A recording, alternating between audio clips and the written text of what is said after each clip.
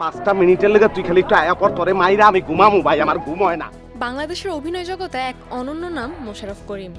তার বহুমাত্রিক অভিনয় শৈলী ও জীবন্ত অভিব্যক্তি তাকে পৌঁছে দিয়েছে দর্শকের অন্তরে। টিভি পর্দা হোক কিংবা রূপালী পর্দা, তিনি যেন এক জীবন্ত চরিত্রের নাম। দর্শকের হাসি, কান্না, আবেগ অনুভূতির সঙ্গে ওতপ্রোতভাবে জড়িয়ে আছেন তিনি।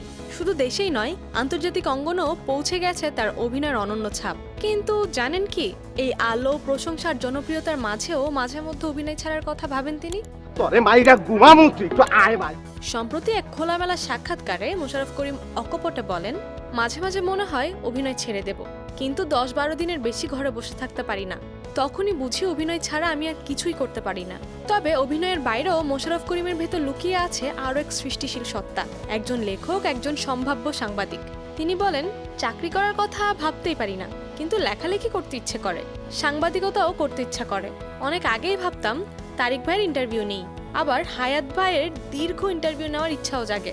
সাংবাদিকতাকে তিনি কেবল পেশা নয়, দেখেন আত্মিক উপলব্ধির এক সৃজনশীল রূপ হিসেবে।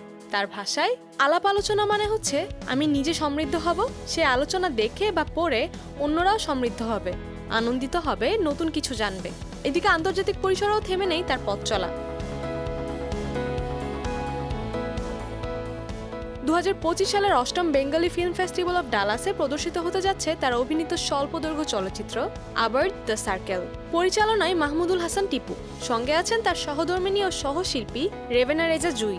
সবচেয়ে বড় কথা, অভিনয় হোক কিংবা সাংবাদিকতা, মোশাররফ করিম যেটাই বেছে নেন না কেন তা হবে সৃষ্টিশীলতার আরেক রূপ। কারণ তিনি যেখানেই থাকেন সেখানেই তিনি গল্প বলেন মানুষের, সমাজের, জীবনের।